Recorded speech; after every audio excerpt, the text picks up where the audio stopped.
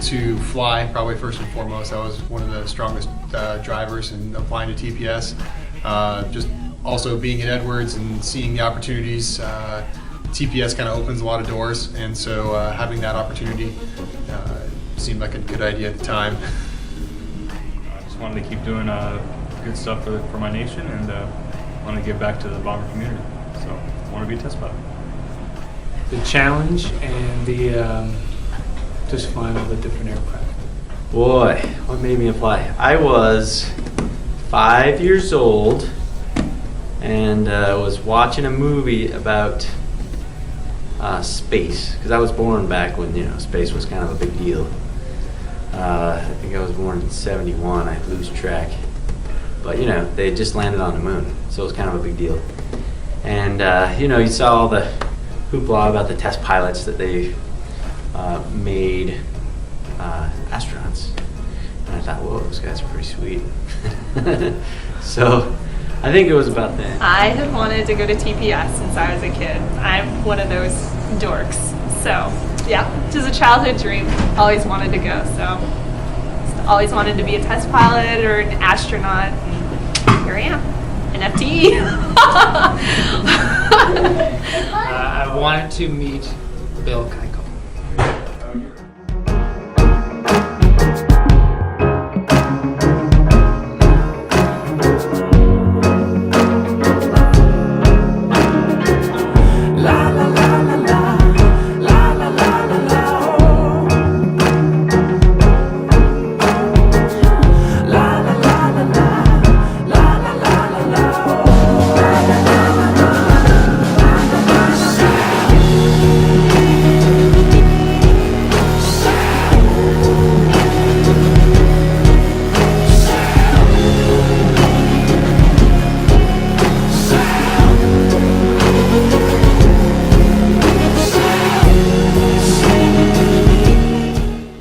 Tough one. I've been actually thinking about all the aircraft that we've flown over the past year. I think the tally for me was 28 as I looked at my little sheet flying history report of airplanes. And I really enjoyed them all. Probably some of the most memorable experiences was landing the Albatross out on the lake. That was kind of definitely a unique experience. And then out in Brazil flying the Super Tucano, it was like, it's the Wild West. I just got in an airplane and took off with some guy who didn't speak English very well. It was the F-18 at Pax River. It had a lot of get up and go and just some flying capabilities that I haven't experienced before. My favorite aircraft this year was the MiG-15, because where else are you going to get to fly a MiG-15? The Vista was fun because I got to sit in the front seat and got the HUD. The U-2, I got to wear a spacesuit and go above 70K. I think that would have to be the B-1, and there's not many large airplanes that'll let you range around at 500 feet doing terrain following at Mach 0.9.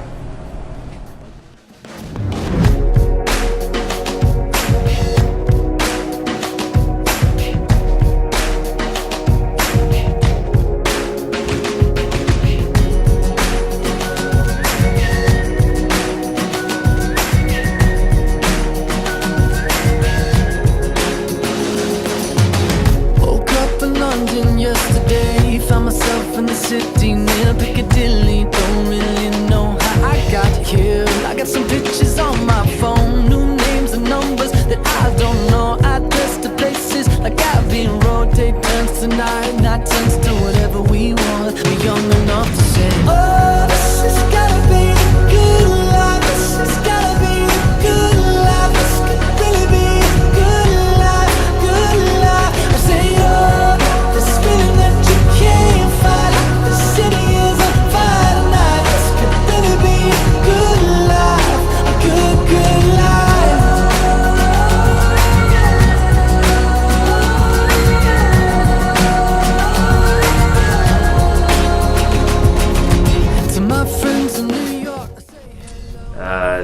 Probably how comfortable I ended up becoming getting into a new aircraft and flying it, because at the beginning of the year you do a lot of preparation and studying before you get into a new aircraft, and towards the end you can literally walk out there, not even know what the name of the aircraft is, and still feel comfortable taking that flying. What surprised me most was probably the how close we got as a class. I never really thought of that aspect about TPS as being a class kind of thing, and it was phenomenal to work with all the people, and we had an awesome class, and I think that that made it extremely special.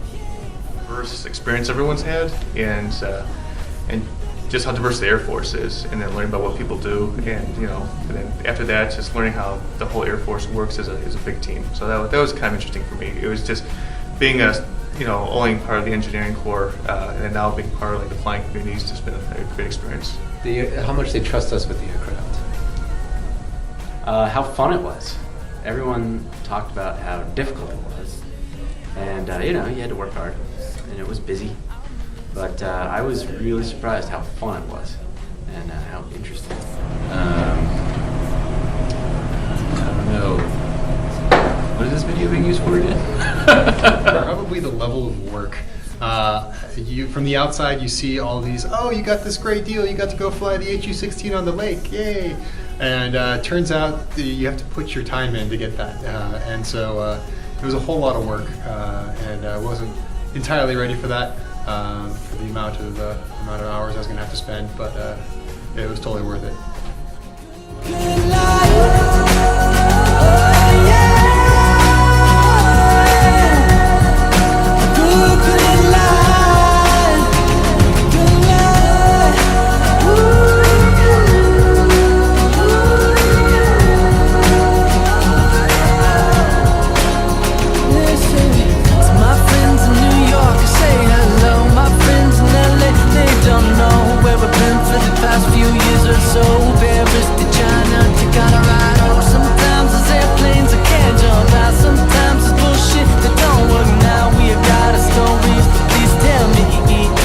There's to complain about.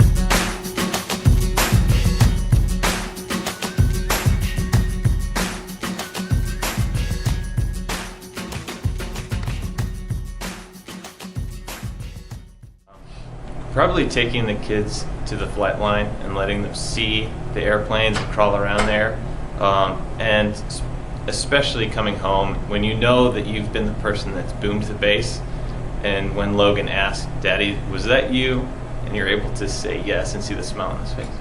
When Dick Rutan spoke to us about Voyager, and having him talk to all of us like we were on par with Dick Rutan. Best thing about TPS, all the free textbooks. Awesome!